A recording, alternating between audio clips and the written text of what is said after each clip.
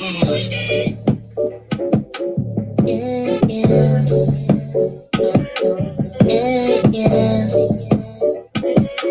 yeah, yeah.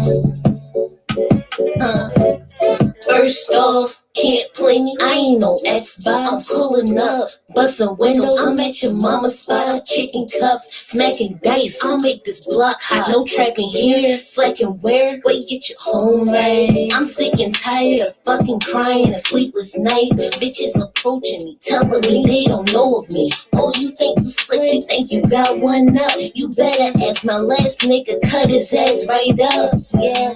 Can't cry over spilled milk if I knew it was rotten. And all these memories we had, they was quickly forgotten. Oh, this nigga think he's smooth, he tryna cast it over me. Keep on lying through his teeth, leave his ass like can we be? No pink turtlenecks, but I'm feeling bad. US, I can't let him go, but watch me loosen up. My grip, I'm hopping in my bag. I'm talking about that go wall. Shit, I need a couple bags. Ain't talking about no go yard, bitch. You geeking for? I'm really about the dragon, gon' cry no more. I had to tell that nigga stop playing with me before they find this picture on murder. Be more careful with me. I ain't like these other bitches that you used to better watch the way you handling me. I told you just be careful with me. You better be more careful with me. I ain't like these other bitches that you used to better watch the way you handling me.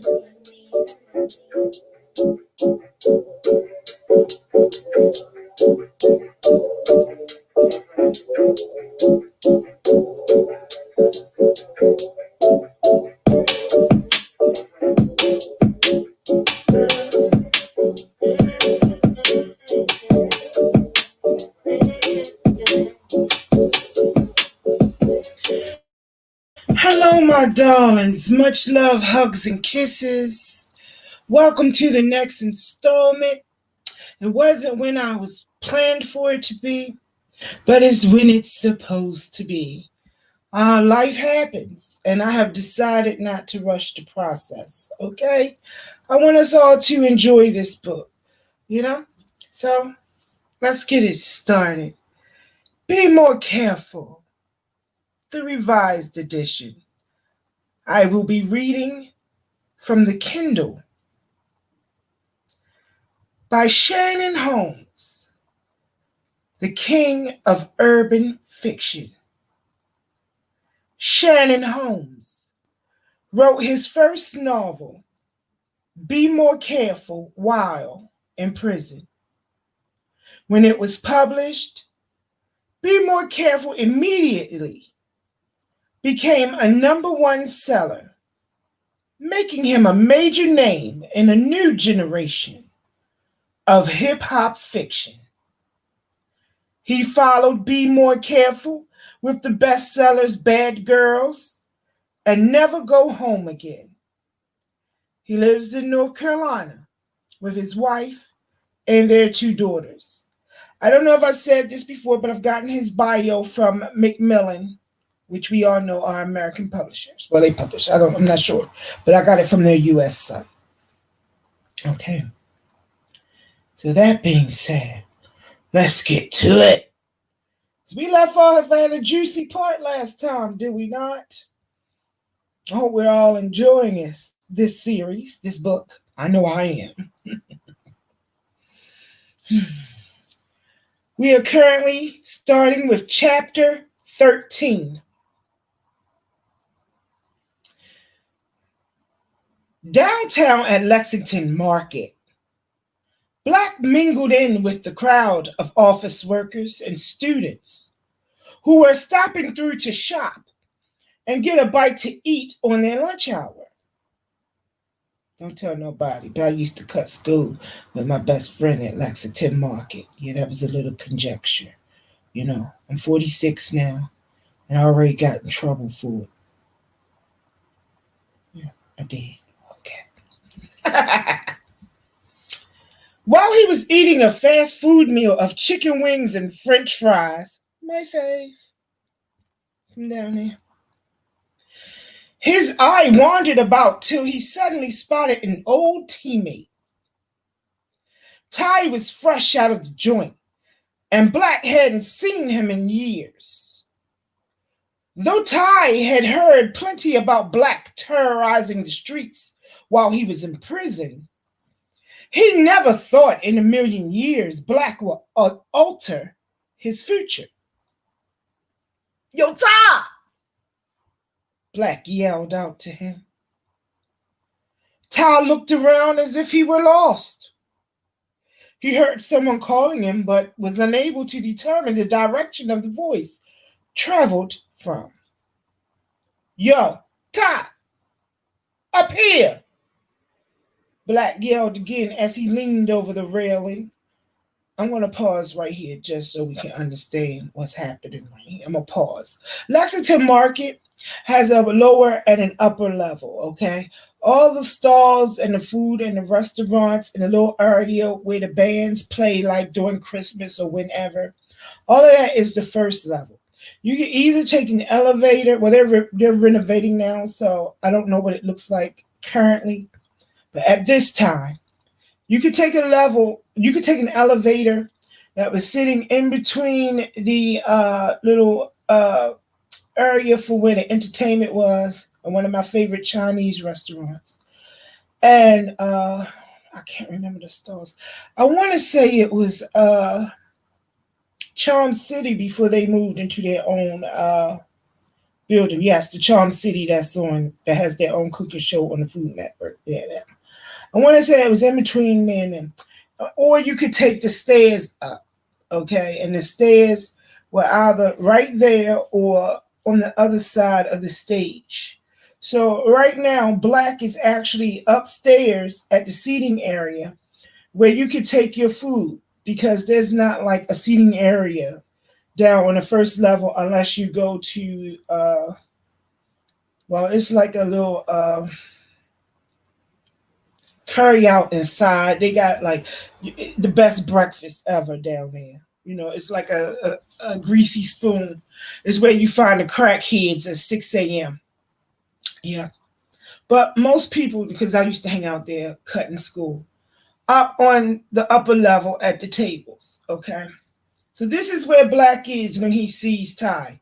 So when they say leaning over the railing, he's actually on the second level where the actual seating for Lexington Market is, which is the oldest public market, I do believe, in the United States, okay?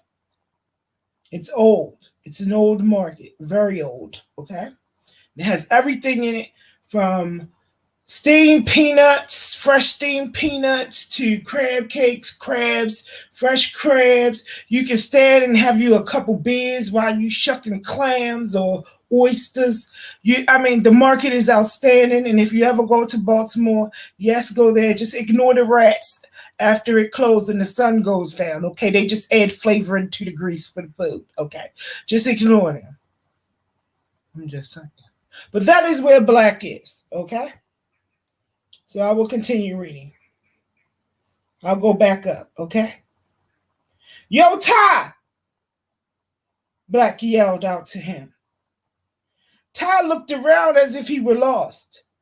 He heard someone calling him, but was unable to determine the direction the voice traveled from.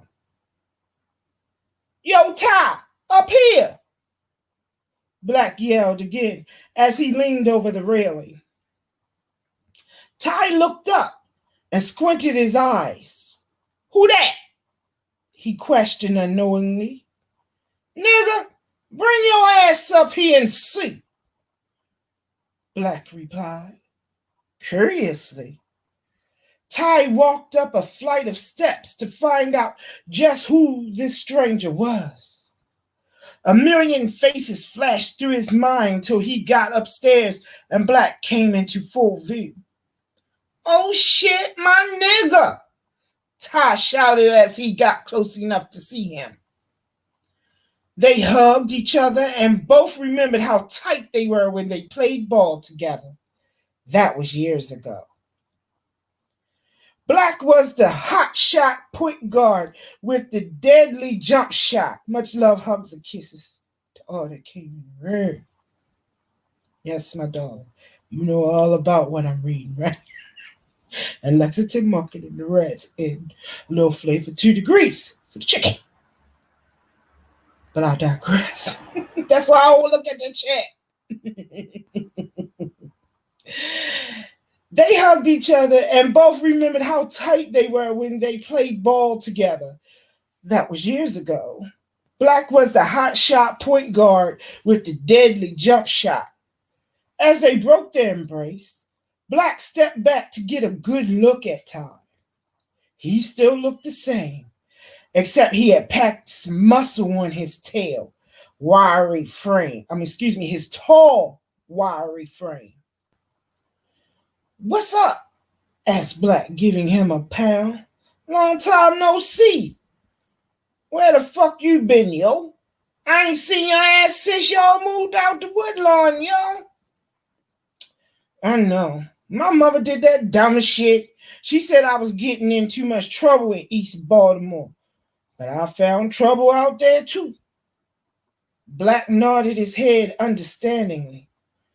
"What type of shit you into now? You hustling, yo?" "I've been bidding lately, yo. Matter of fact, I just came home about a week ago. I'm trying to do my thing. You know what I'm saying," he added. "I heard that," said Black. "Wasn't you in Hagerstown on the farm?" asked Ty. "Uh-huh," responded Black. Quietly, Black thought of his own fascination with jail. Oh, let me reread that because the way it looked like uh-huh. Okay, I'm gonna reread that. Uh-uh. That's what it is.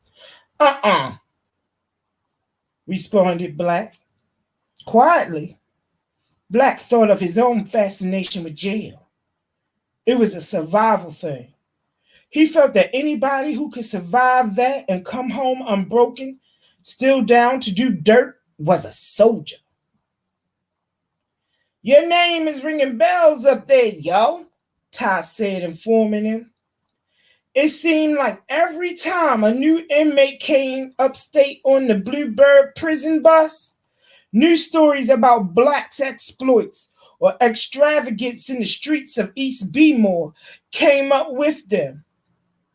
Unimpressed, Black simply ignored the comment. It only affirmed what he already knew. He was that nigga. Duh! Bow down in the presence of a true boss player. "They still slinging that knife up there, yo?" asked Black. "You better know it. They checked the guns in at the door, not the knives. I kept me a big Rambo knife. You never know when one of them with wild-ass coons gonna get out of line," said Ty for sure. Yeah, I'm hip. The east side and west side still beefing up there, yo?" "Nah, yo, it ain't happening like it used to. It's more of a B-more versus DC thing. We up there going to war with them niggas." Black was done feeling him out. He cut straight to the chase. "Yo, you got money or what?" The reason why he asked, from the looks of his gear, Ty wasn't doing too well. He was wearing an old linty blue Russell sweatsuit that looked like he purchased it before he went to jail. Black already knew the deal. He sympathized with all the brothers coming home into society with nothing. Often, he'd hit them off with some dough so that they could buy some new clothes. Still, he wanted to know Ty's mindset before he extended a helping hand. "I'm fucked up right now, yo. I'm trying to flip this little half ounce of Ready Rock that my little cousin hit me off with a couple of days ago. My block is kind of dead right now. It ain't pumping like it used to. I'm trying to build up my clientele, but it's slow money. Slow money is better than no money, though, he added.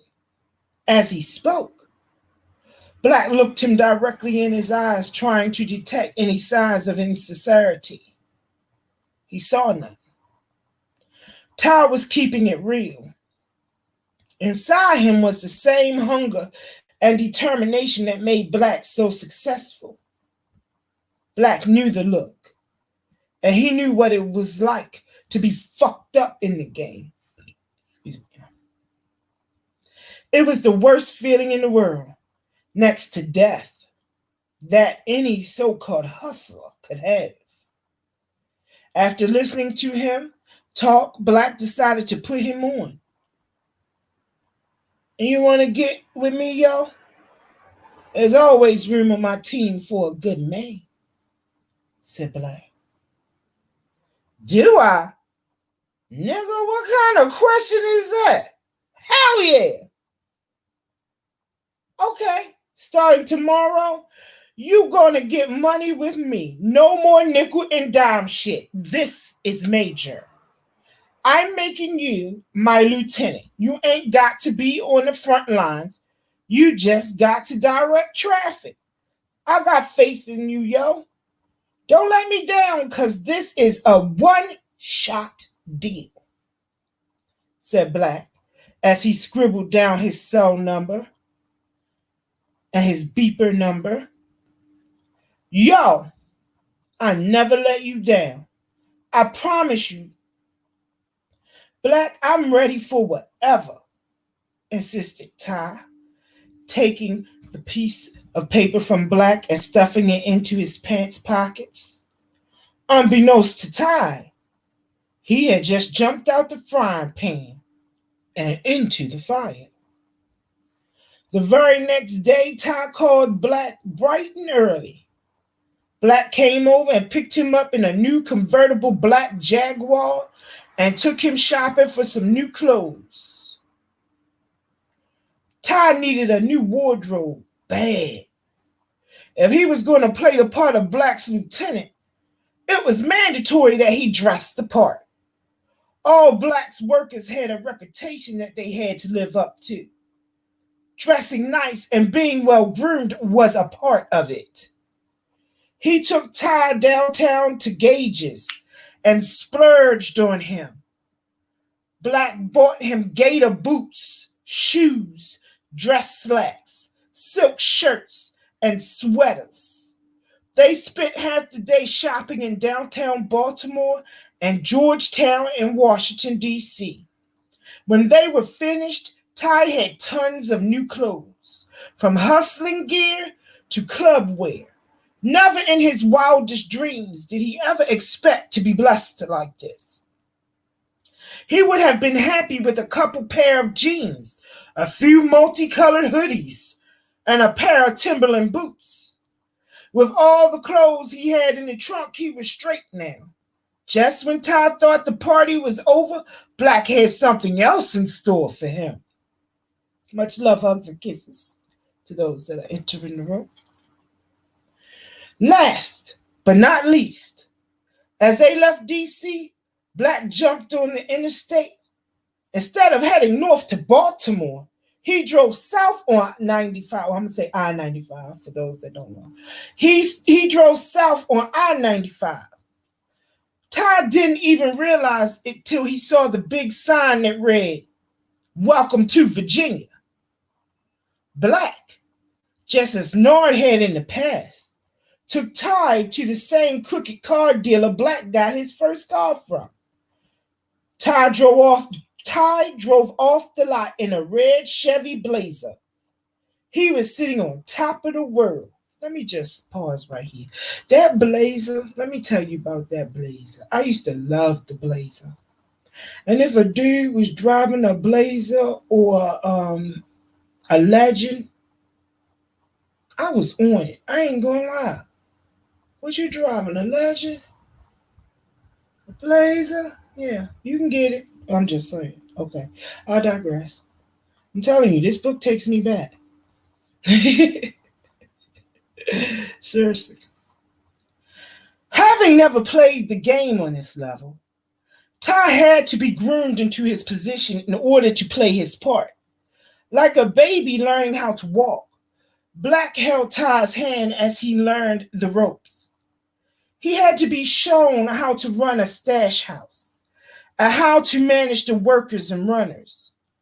Everything from handling money to bagging up dope.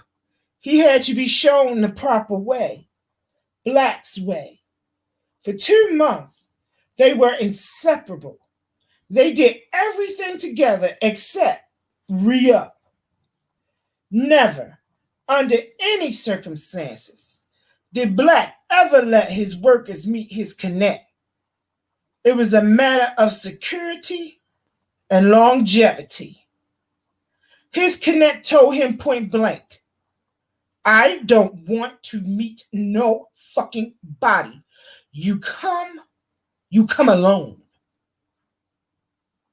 Besides, if any of his workers or lieutenants knew whom or where he copped from, then he would eventually become expendable. They could go directly to the source instead of getting it from him, the middleman. Black liked to treat his workers like kids in this sense. He always wanted to keep them dependent on him for everything. No black, no dope, no dope. Come on, try to make you understand. Be more careful, better watch your step. Cats get caught slipping and their shirts is wet. Quiet is kept, we scheming where that work is kept. There's beef in the east, protect your chest in the west. Be more careful, better watch your step. Cats get caught slipping and their shirts is wet. Quiet is kept, we scheming where that work is kept.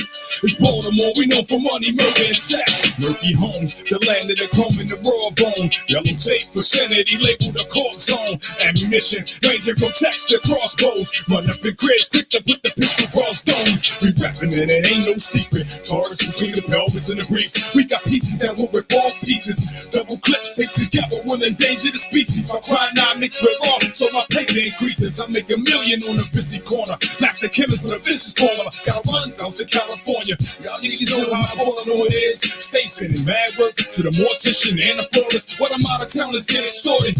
Then escorted to the city limits. Mine's that 6-digit fortune. These locals are compelled by the evil forces. While haters get 18 holes like they up in golf courses. Be more careful, better watch your step. Cats get caught slipping and they shirts is wet. Quiet is kept, you scheming where that work is kept. There's beef in the east, protect your chest in the west. Be more careful, better watch your step. Cats get caught slipping and their shirts is wet. Quiet is kept, you scheming where that work is kept. It's Baltimore, we know for money, murder, and sex. From my locks and my Timbs and my all black, saw hoodlum. War wounds and battle incisions granted me wisdom. Penny gold held me as a child in his bosom. Feeding me the milk of the world. I was given the game and taught the rules. My urban wizards got 2 words for this flow. It's superb and vicious. Matter of fact, got you more. It's intense and malicious. Yeah, they don't get it fucked up. I like to send a shout out to all my bitches, from the knock 'em down to the pussy pound. Keep it tight, my bitches, cause every day in the underworld we facing dilemmas. Do we run or bust that gun? We'll face it together, my niggas. Sell pop running forward with big plans and big decisions. Ain't no stopping the hustle, so keep it together, my niggas. It's one love. All it takes is one snitch to run it all. Keep the circle close knit, cause a brick house won't fall. Keep your basement door locked, don't let them rats infiltrate. Cause if you see one, then you got 20 that poison the food on your plate. Listen, build your man, cause I got a plan to make it right. Please don't come through tripping, cause you won't make it through the night. Yeah, be more careful, better watch your step. Cats get caught slipping and their shirts is wet. Quiet is kept, we scheming where that work is kept. There's beef in the east, protect your chest in the west. Be more careful, better watch your step. Cats get caught slipping and their shirts is wet. Quiet is kept, we scheming where that work is kept. It's Baltimore, we know for money, murder, and sex. Be more careful, better watch your step. Cats get caught slipping and their shirts is wet. Quiet is kept, we scheming where that work is kept. There's beef in the east, protect your chest in the west. Be more careful, better watch your step. Cats get caught slipping and their shirts is wet. Quiet is kept, we scheming where that work is kept. It's Baltimore, we know for money, murder, and sex. Hit me.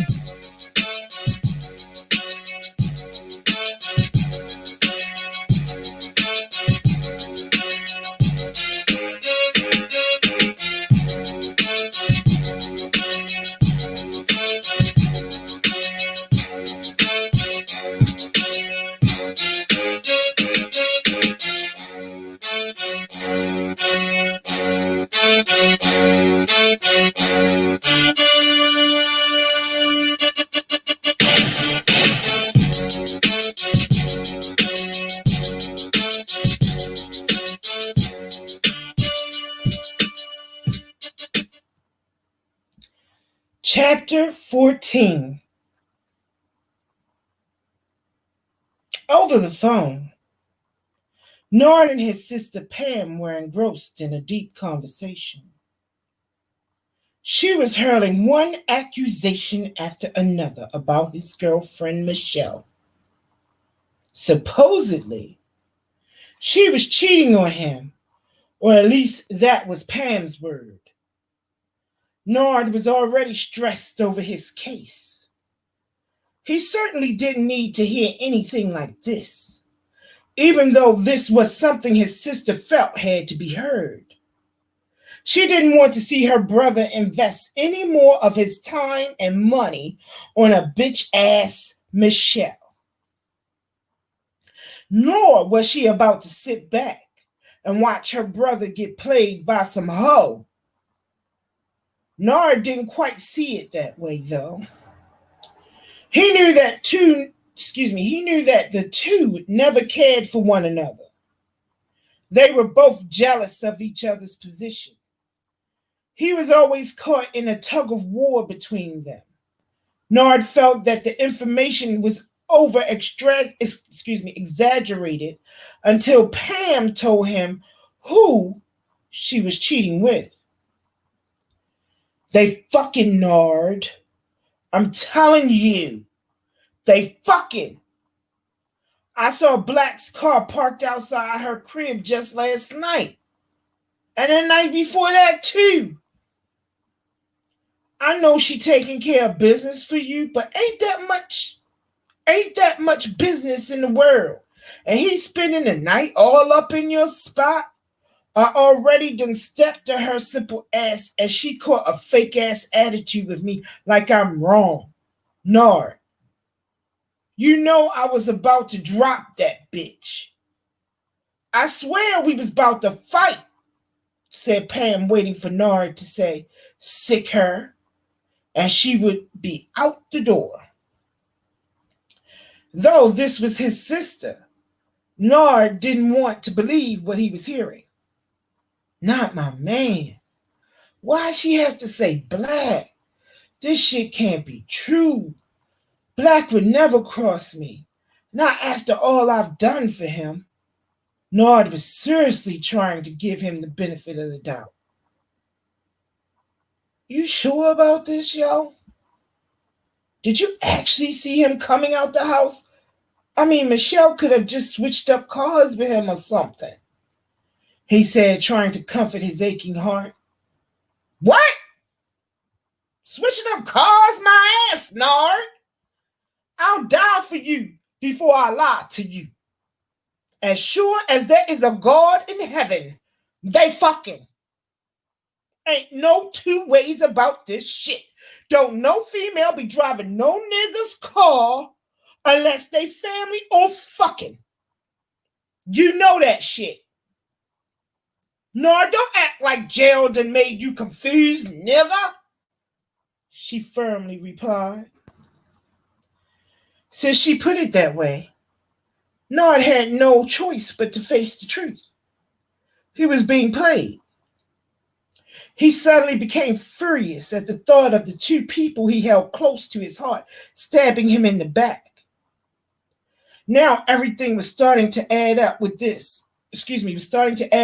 this explained why Michelle's visits and letters had suddenly slacked up. Go ahead. Ask her ignorant ass. That bitch will probably tell on herself as arrogant as she is. You can get it out of her. Just question her long enough, said his sister. That's exactly what he did as soon as their conversation ended. He wanted to get the story straight from the horse's mouth. Bring! The phone rang for the 6th time before a sleepy Michelle answered it. She groggily picked up the receiver and spoke into the handset before looking at the call ID. Hearing the recorded message, she realized it was a collect call, and it could only be Nard. She cursed herself for not unplugging the phone last night. She was too tired to be bothered with him this morning. Bitch! Who is you fucking? He asked, like he got that shit personally from X. The harshness in his voice and the directness of the question took her by surprise. She knew he wasn't one to bite his tongue. Now that he had the question, she intended to give him the answer, honestly. Michelle had been dying to tell him for some time now. She was looking for a reason to say something, and now she said she had it. Nigga, it is too early in the morning for this bullshit, she answered angrily. Can you call me back later when you got something to say? Bitch, don't fucking play with me. I made you, whore. I know all about that little affair you think you having. Whatever, nigga. You don't know nothing. Who's filling your head up with that bullshit? Your fat ass sister? That bitch needs to mind her own business and worry about why she a size 24. If she wasn't so fat, she would have a life and wouldn't be all in my business, she exploded. Don't worry about what size she is. Just be a woman about the situation and tell me the truth, yo. He said. Nigga, if you really want to know, it's black, all right? Instantly, Nard got quiet.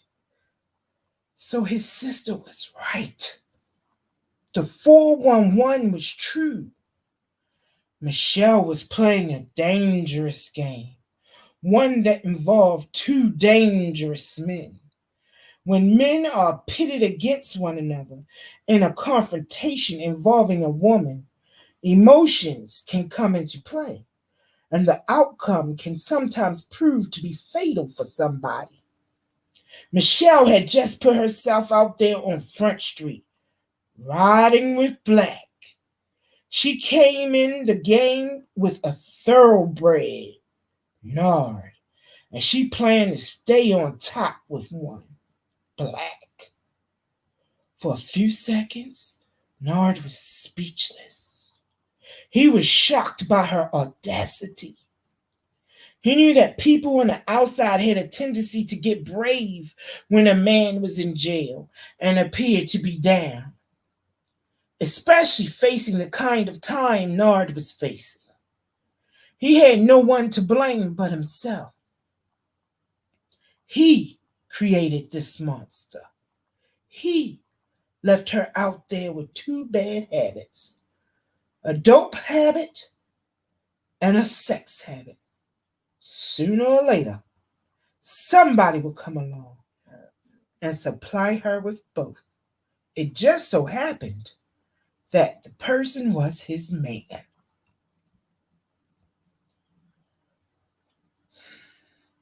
Of all the motherfuckers in B-More you could have fucked, yo, you had to fuck my man?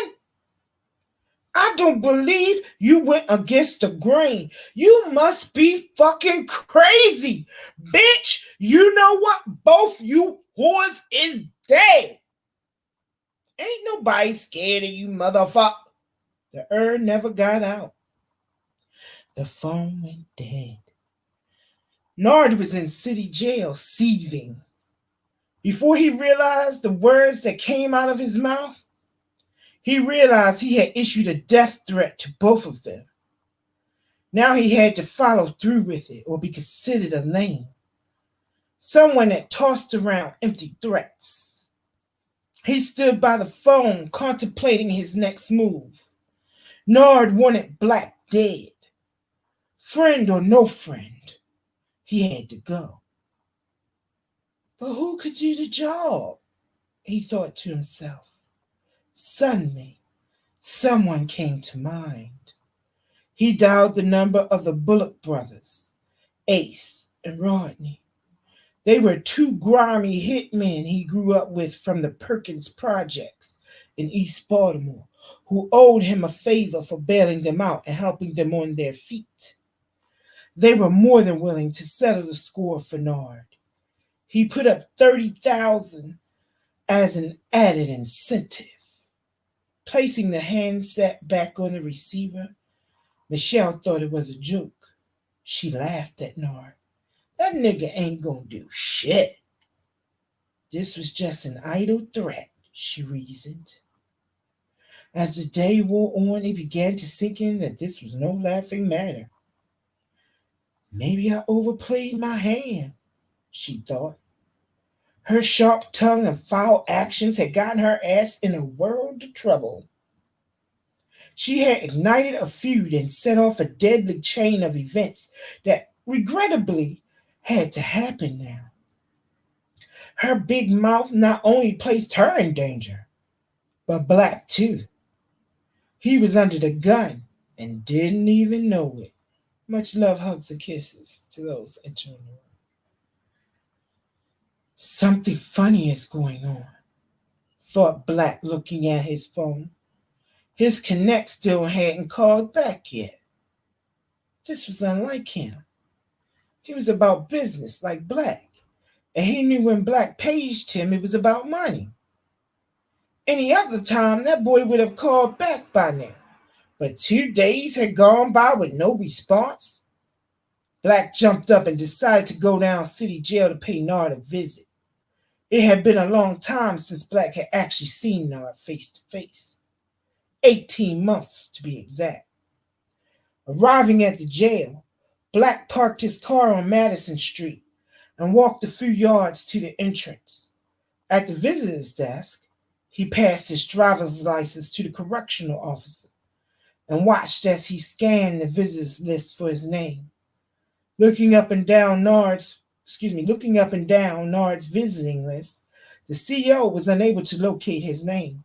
Sorry, my man, your name is not on Bernard Smith's visiting list, the CO said, handing him back his ID. What the fuck you mean my name ain't on the list? You better check that shit again, yo, Black demanded.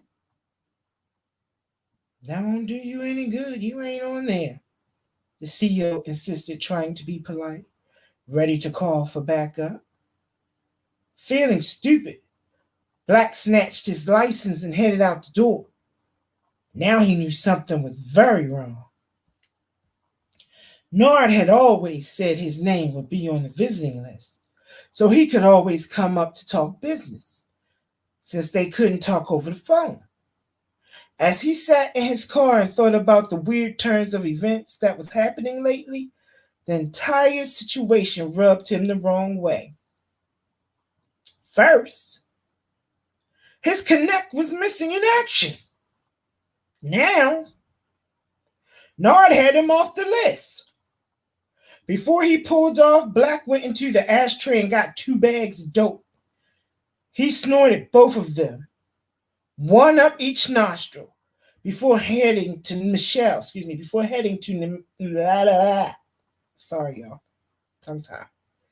He snorted both of them, one up each nostril, before heading to Michelle's. Something wasn't right, and he had a gut feeling she had something to do with it. Black arrived at his destination, amped up from the mood he was in and the heroin. He was feeling meaner than a pit bull being fed gunpowder. Much love, hugs, and kisses, darling. Welcome to the room. He let himself in and walked down the hallway, finding Michelle watching television in the living room. That you, Black? She yelled over her shoulder as he entered the room. Who the hell else would it be? He sarcastically asked before flopping down on the couch across from her. You heard from Nard lately, yo? He asked as he pulled out a $100 bill filled with dope and began to sniff. His question caught her off guard. She wasn't thinking about Nard. She was fiending for a blast. I hollered at him the other day. Did he say anything about me? He asked between snorts. No, why? She asked, her eyes transfixed on the dope he was holding. 'Cause I went down to see him today, and they wouldn't let me in. Them fucking bastards said my name wasn't on the visitors list. All of a sudden, my name ain't on the list. I can't get in contact with his peoples. I can't re-up. I don't know what the fuck is going on, but something ain't right, said Black, blowing out the air in his chest cavity as he took another deep breath. He paused long enough to let his last sentence hang in the air. He then passed her the heroin-filled $100 bill. Of course she accepted it and greedily inhaled large amounts of dope like a vacuum. Immediately, she started to feel good as the narcotic began to take effect. Heroin was better than any truth serum. It gave a person the courage to speak things out their mouth they would have otherwise never stated. I got something to tell you, Black. Promise you won't get mad, she nervously said. Listen, Shell. I ain't got time to be playing no motherfucking games, yo. I got some serious shit on my mind. If you got something to say, spit that shit out.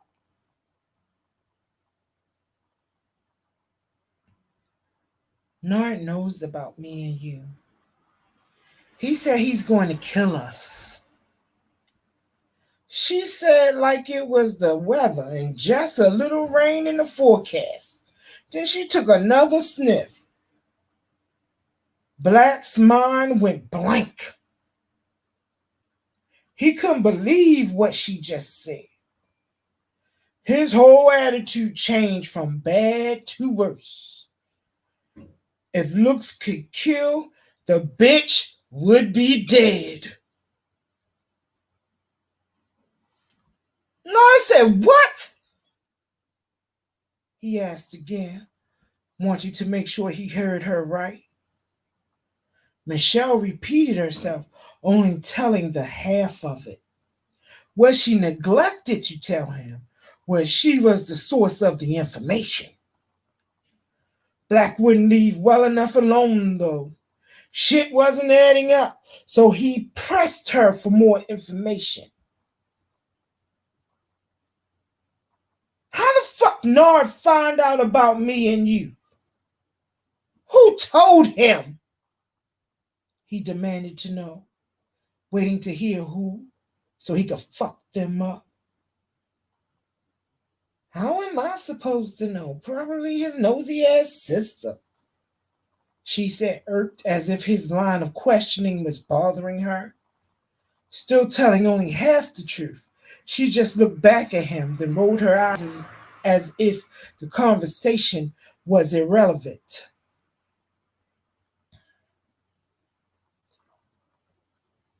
Who the hell do you think you talking to like that, yo? Ho, I'll kill you in this motherfucker, said Black, beginning to check her back to reality.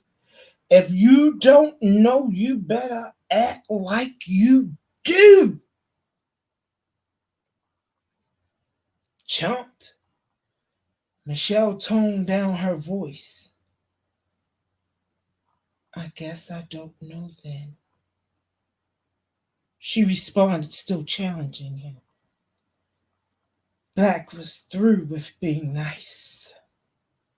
He got up, casually walked over to her and smacked the living daylights out of her.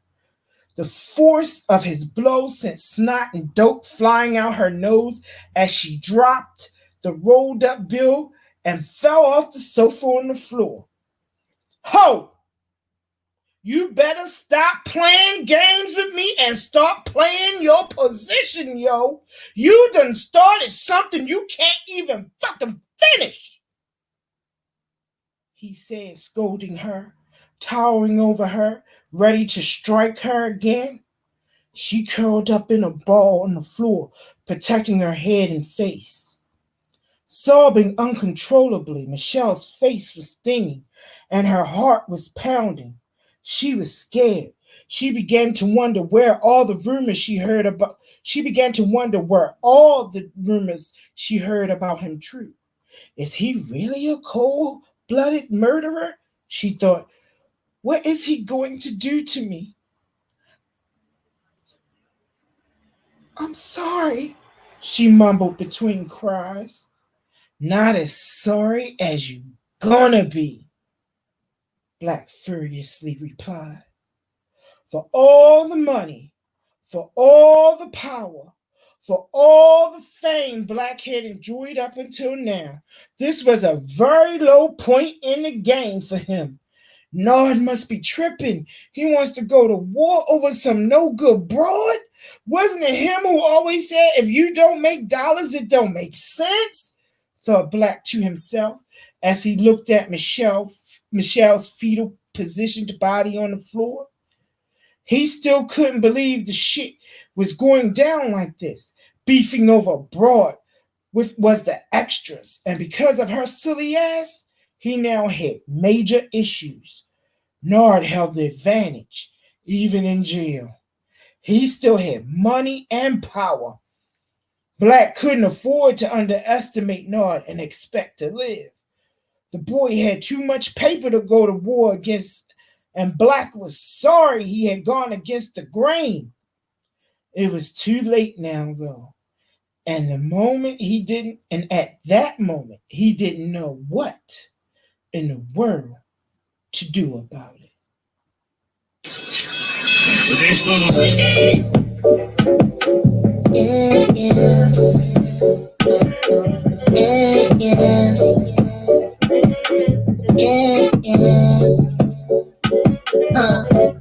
First off, can't play me, I ain't no Xbox. I'm pulling up, busting windows. I'm at your mama's spot, I'm kicking cups, smacking dice. I'll make this block hot. No trapping here, slacking where? Wait, get your home right. I'm sick and tired of fucking crying and sleepless nights. Bitches approaching me, telling me they don't know of me. Oh, you think you slick, you think you got one up? You better ask my last nigga, cut his ass right up. Yeah, can't cry over spilled milk if I knew it was rotten. And all these memories we had, they was quickly forgotten. Oh, this nigga think he's smooth, he tryna cast it over me. Keep on lying through his teeth, leave his ass like can we be? No pink turtlenecks, but I'm feeling bad. US, I can't let him go, but watch me loosen up. My grip, I'm hopping in my bag. I'm talking about that go off shit. I need a couple bags. Ain't talking about no go yard, bitch. You geeking for? I'm really about to drag, ain't gon' cry no more.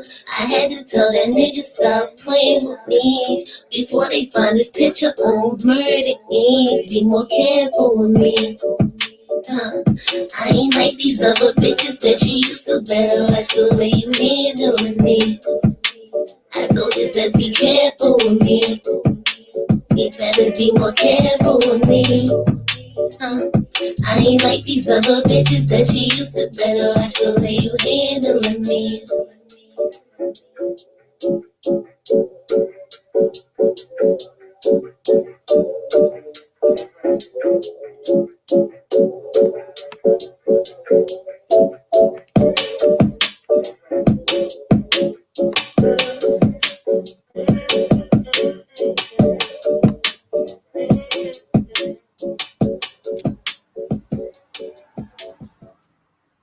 Well, my darlings, that has been the next installment.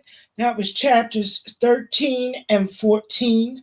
Hopefully, and I'm surprised it came in under an hour, so those were shorter chapters. I want to thank you all once again for helping me reach 1K. Much love, hugs, and kisses to everyone in the room. Because this is a book reading, I won't call you out name by name, but I see each and all of you. If you haven't heard the previous chapters, please go back, listen to the previous chapters, and so you can catch up to the story. There is a little bit of conjecture and commentary from me. It's because I'm reliving, my youth, my heyday, when I was having fun, when I was young, single, dumb, and full of the C word. So hopefully I will be back. Since everyone is off this week, except for me, because I'm in a different country at the moment. I'm going to try maybe. I hate to give dates and times because I never seem to make them. Life happens. Hopefully, I will be back within the next 24 hours with 2 more chapters, since they're running a little bit under the time mark, because I give myself around an hour for each installment. So much love, hugs, and kisses, my darlings, and I'll see you out here on these YouTube streets, because it's getting dangerous. People going crazy over this pandemic. For real. Come on, man. Come on.